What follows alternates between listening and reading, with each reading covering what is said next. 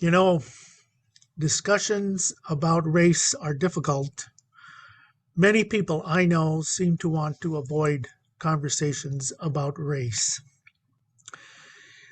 Looking at who and when people don't want to have conversations about race can reveal an interesting dichotomy. When we moved to Bismarck and we'd meet new people at, say, a house party, someone, usually on the men's side of the room, would invariably tell an anti Native American joke, as if that was the safest thing to say when first meeting someone else who was white. They got their view of race across, but so did I. Now, in 2021, according to some people, the latest great threat to America has been identified. It is critical race theory, and they say it has been sweeping the land and it must be stopped by patriotic Americans. Before we go into this any further, I want to pause, take a deep breath, and center ourselves, or myself in particular, in gratefulness for the beautiful planet we live on, the importance of our family, our relatives and friends, this congregation, a beautiful, wondrous diversity of human beings we love and cherish, our experiences in life that have helped us be authentic, loving, compassionate, and aiming for integrity towards ourselves and others. I found some quotes that have been quoted by our friend Jafon Seeley. He said, "No matter what happens to you in the outer world, there is a place of freedom in your inner world that cannot be taken." And another quote, "Remember, you are the thinker in your experience. No one can tell you how to think." As I speak today, I will try to remember Jafon's quote from Jim Rohn. I looked all these up on his website. "It is the set of the sails, not the direction of the wind, that determines which way we will go." I find that taking a pause with a deep breath can add much needed clarity and strength to persevere from a good place. This talk will focus on critical race theory, but I hope you will see that it is about much more than that. To begin, we need to understand what critical race theory is. Critical race theory is an obscure academic concept developed in the 1980s by African American legal scholars to help explain the role of race in inequality in America. And they documented how the legacy of racism is embedded in our legal systems and policies.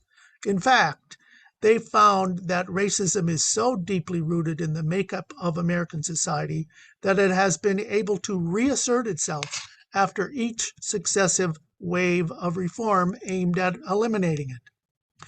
Critical race theorists say that people do not have a race. Rather, race is a product of social processes of power.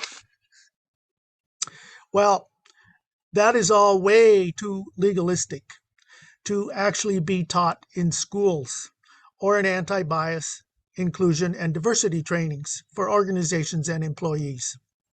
However, some concepts that are part of popular trainings and workshops include concepts that are similar to critical race theory, such as systemic racism, white privilege, and the importance of power.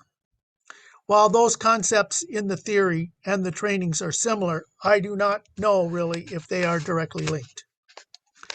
But I did want to point that out. The concepts, to me, just make sense. For example, in 1999, our UU congregation led a dismantling racism effort with 5 other churches in the Bismarck area. After 3 years, participants from 3 of the churches recoiled in disagreement because talking about white privilege and systemic racism would make other people in their congregations uncomfortable. For the other half of us, These concepts were so obviously true they made sense, likely because of our different life experiences. I'm sure my religious education in the United Church of Christ in the 1960s in North Dakota provided a foundation for that. One of my reasons for telling those stories I just did is that we are on a long, long journey, and we are not where we want to be yet, for many recurring reasons. I'll now discuss briefly how we got into the current hot-button controversy. First, our state and nation is deeply divided, polarized. I believe that one, if not the most significant division, is over race. On May 25, 2020, a white Minneapolis police officer murdered an African-American man named George Floyd.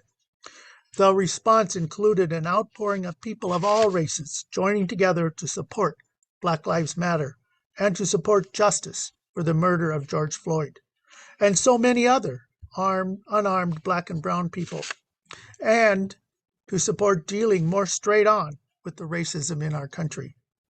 Americans were talking about and marching in the streets for multicultural, multiracial togetherness.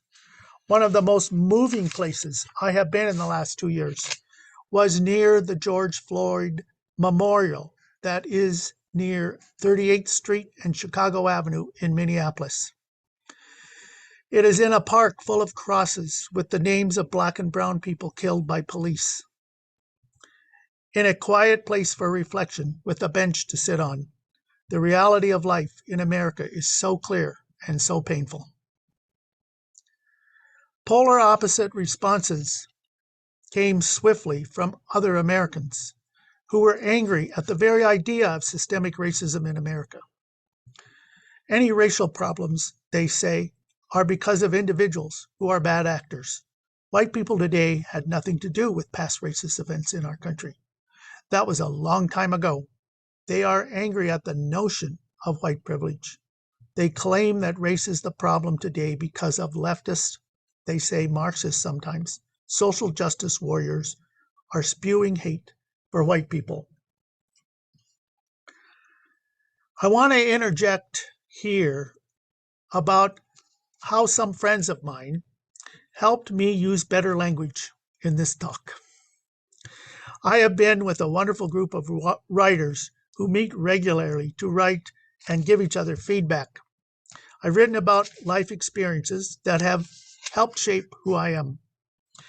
Many of these stories are about race, such as family friends, watching on TV as a teenager in the 1960s events in Selma, Fannie Lou Hamer and the Mississippi delegation not being seated at the Democratic National Convention, what happened the day in my life that Martin Luther King was assassinated, and many other more personal experiences.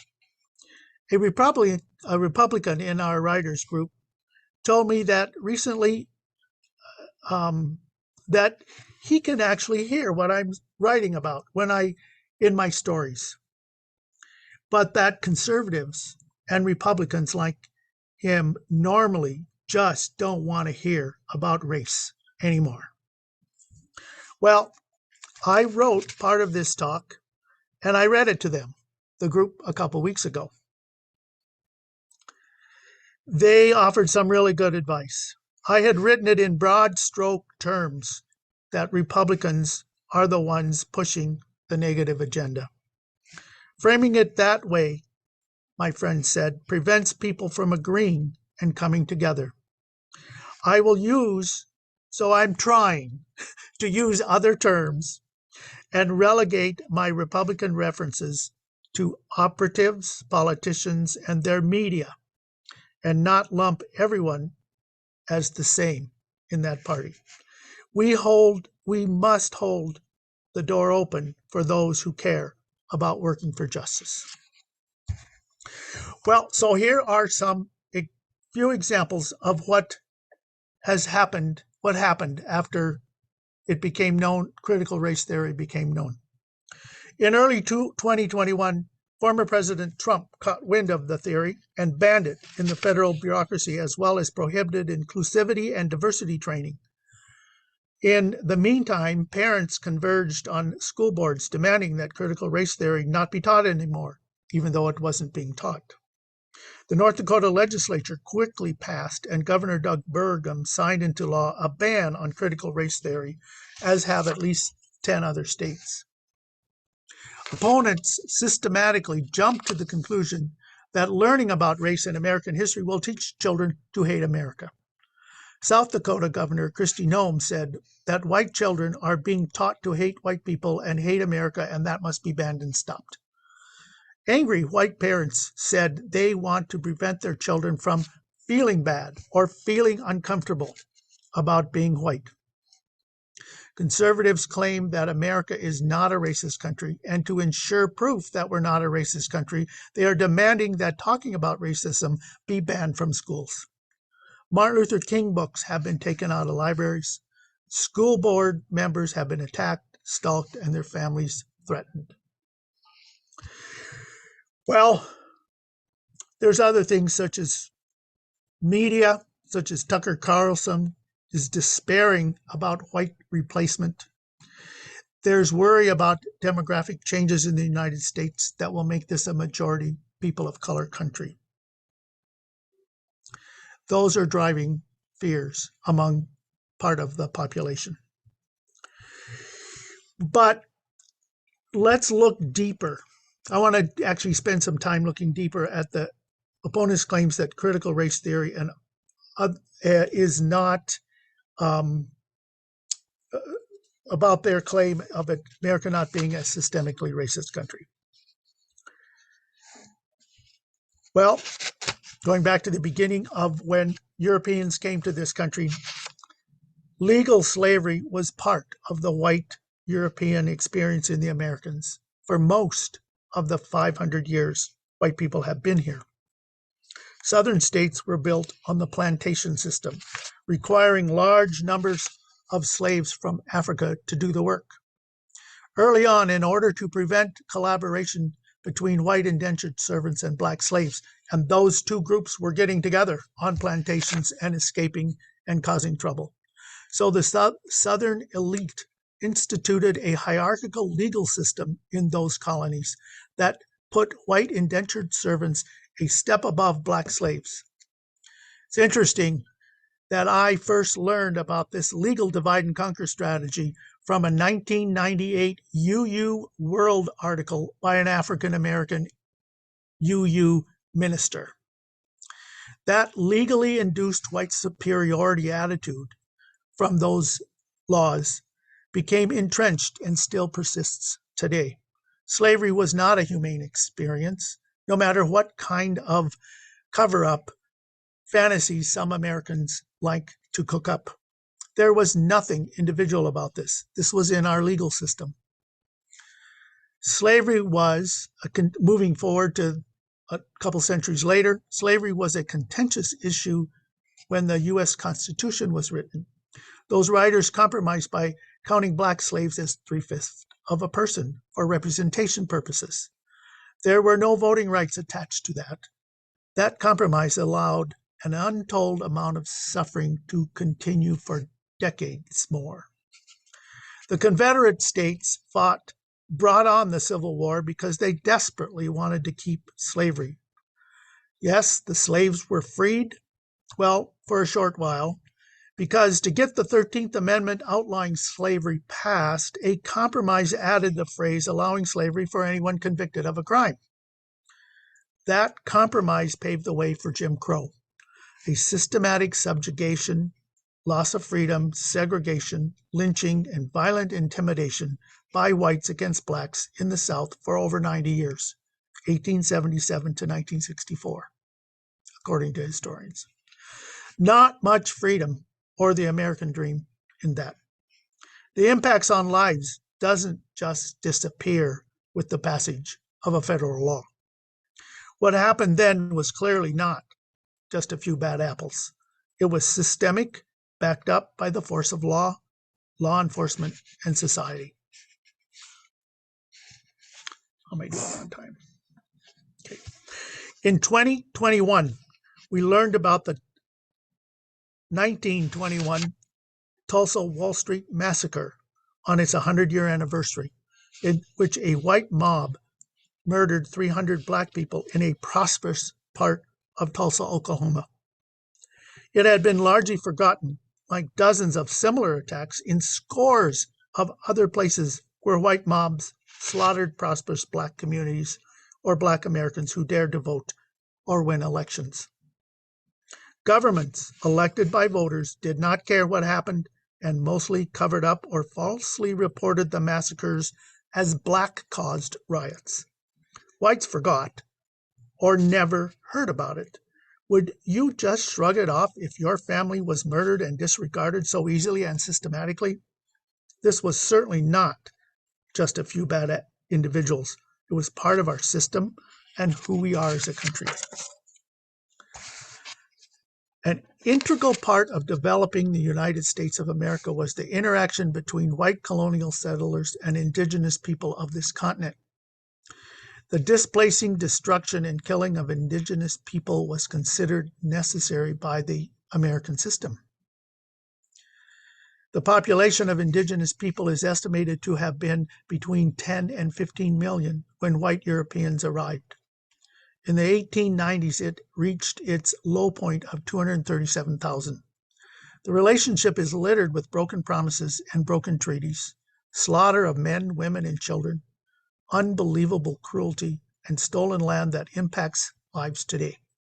It is certainly fair to call all of that genocide. Now, angry white Americans want to say it's all done and call it even. I'm looking at that as systemic stonewalling. I could go on for a long, long time, but so many white Americans say that that was then. There are a few more recent examples.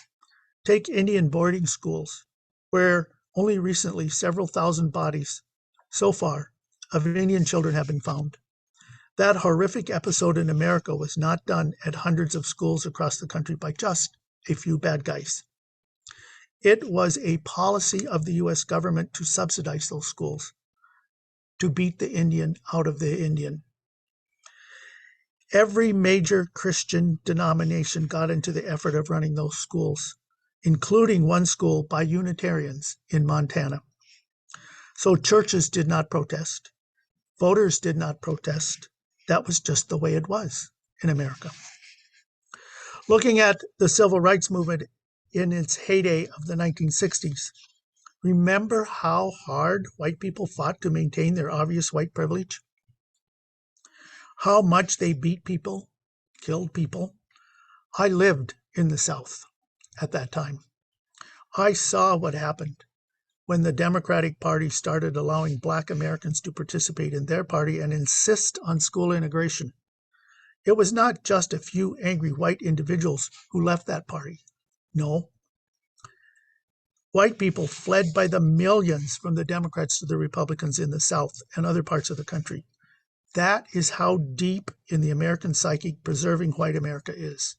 That is what's systemic, and it is so similar to the pushback we see today.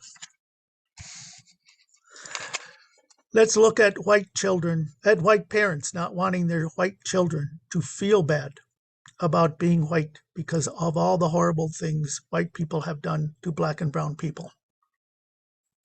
Well, it should make people uncomfortable. As our story today shows, we need to have appropriate ways to learn about difficult parts of life, including real history. The history of slavery is not just the history of black people in America. In order to change, you have to know what happened and learn about those who have worked to make change happen. Our children need to see that change has happened and can happen more. To actually have change will take a lot of hard work. It will not go away by ignoring reality. This, by definition, is going to be uncomfortable. And we have to look at the good as well as the bad. Again, going back to one of my beginning paragraphs. I want to say one of my one of the friendliest, accepting, peaceful, compassionate places I've been in my life was at the Aseri Sakowin camp during Stand with Standing Rock. But the question is always there in my mind. Why was the full force of the state focused on disruption, conquest, preventing people from protecting water? Did our leaders have no concept of how to deal with that disagreement about a pipeline, besides from a position of fear and overreaching intimidation? Meanwhile, those same political leaders are making heroes out of white people who tried to overthrow a legitimate election. Systemic, culturally embedded processes. One more example is immigration. It is estimated to take 102 years for someone in Mexico, for a married child of a U.S. citizen in Mexico, to get a green card. For all others, it's 23 years. For people from Canada, it's much, much less. That system is not only systemic, it's broken. Well, I'm out of time. And I do want to say I've had many personal experiences that I think many of you have also had that show systemic racism and its ramifications in our community today. We need to keep talking with each other. But what can we do now? Well, first is to take a deep breath. We can do better. Understand that we are so much stronger when we come from a good place in our hearts and minds. Resilience comes from community building, and we've been doing that for a long time. When you see or witness or hear something that is racist, say something, even if it is just, well, there's more to it than that, and then you said something. Don't be afraid to start a conversation. Also, write it down. Tell someone, come here on Sunday mornings and light a candle about what you've heard. Don't keep quiet. Also know that there are a lot of wonderful efforts going on in our community. We can know about them and we can support them.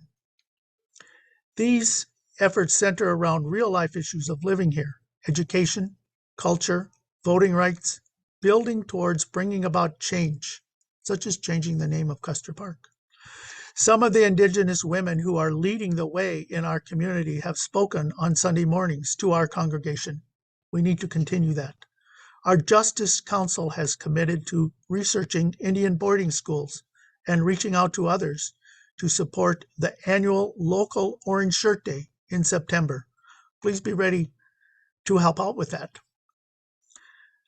There also was a strong and wonderful group that led an effort in the 2021 North Dakota legislative session to pass a law requiring all elementary and secondary and public and non-public school children to include a curriculum on Native American history.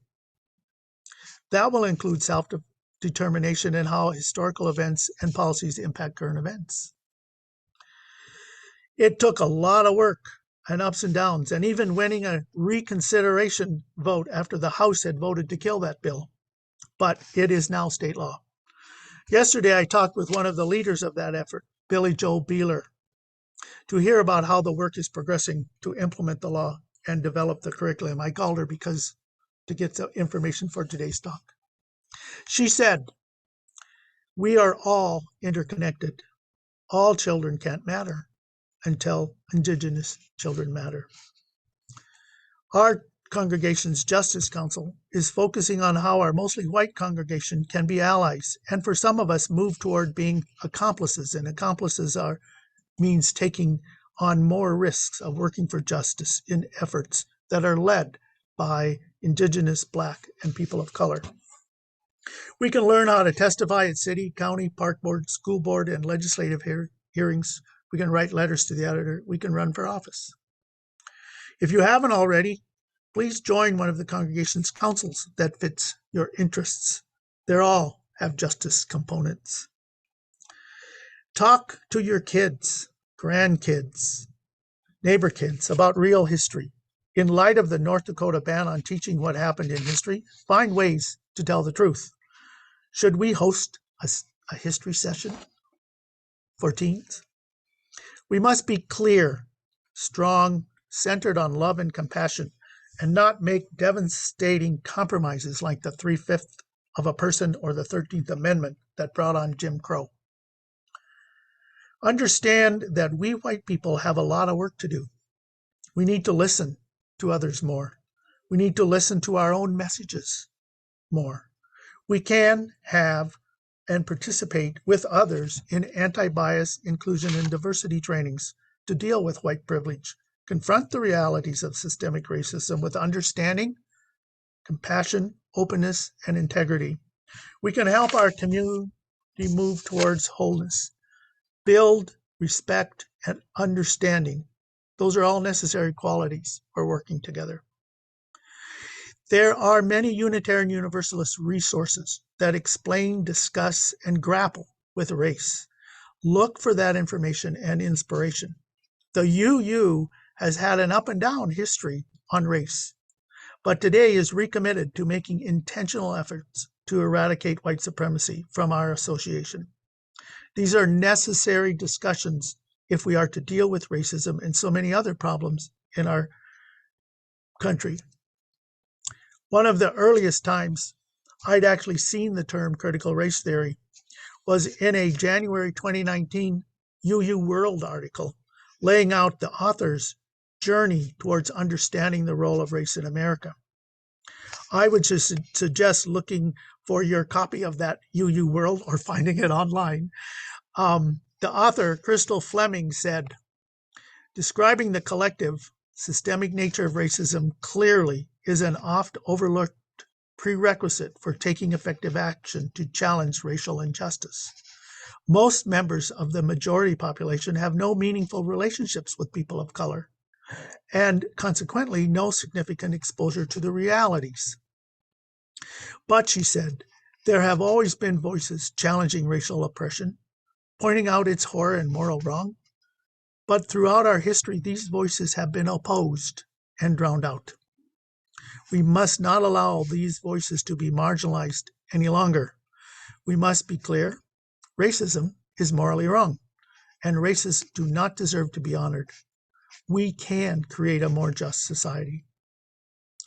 Another thing, the last point I make is we could study and support the proposed 8th principle for the Unitarian Universal Association, which reads, we, the member congregations of the UUA, covenant to affirm and promote, journeying towards spiritual wholeness by working to build a diverse, multicultural, beloved community by our actions that accountably dismantle racism and other oppressions in ourselves and our institutions.